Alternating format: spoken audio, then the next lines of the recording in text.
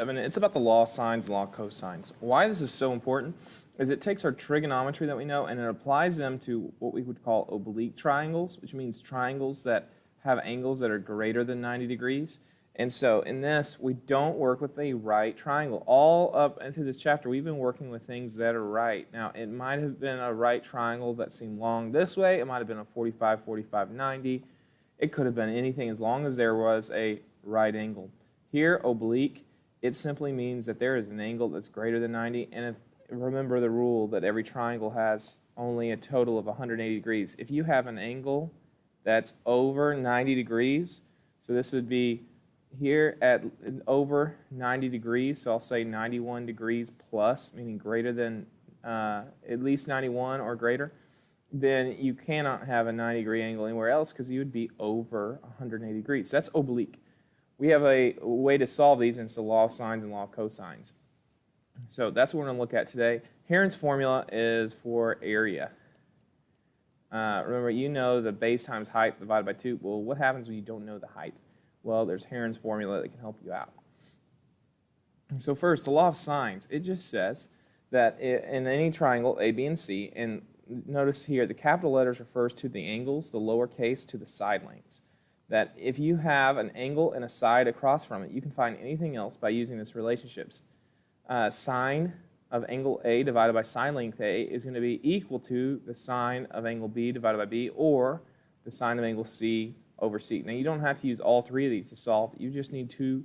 If you have one complete side, you'll hear me say that again, like a complete set. What I mean by that is the angle and a side across from it. If you have that, you can find the other two. That's when we'll use the law of sines.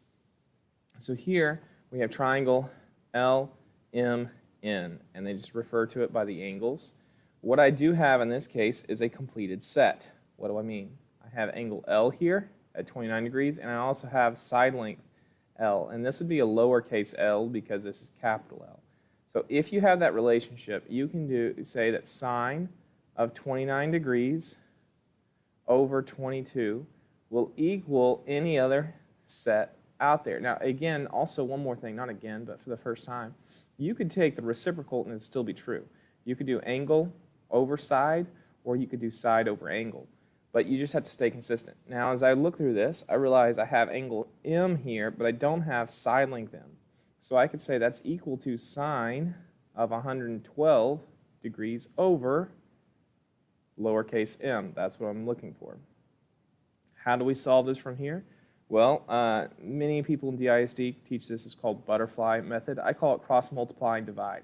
You will cross multiply here and here.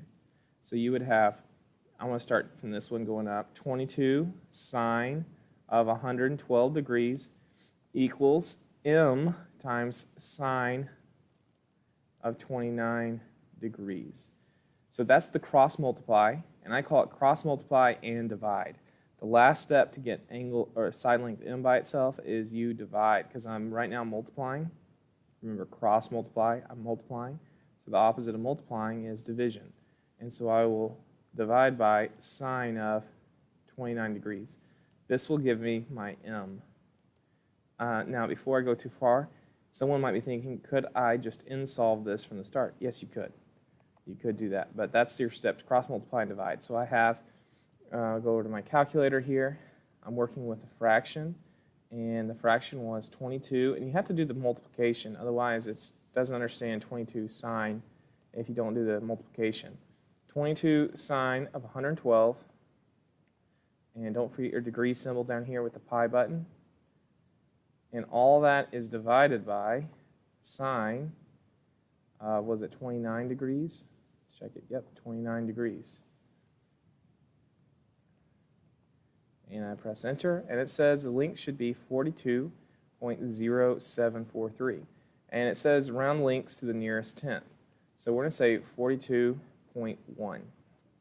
So m should equal 42.1. Now here's a rule to check as you go along. The biggest angles should have the biggest side lengths across from them.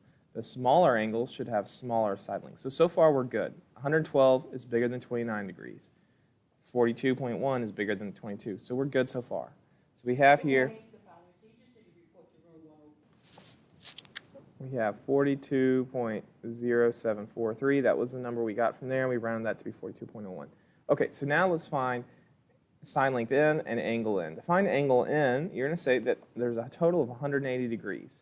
So triangle LMN has a total of 180 degrees.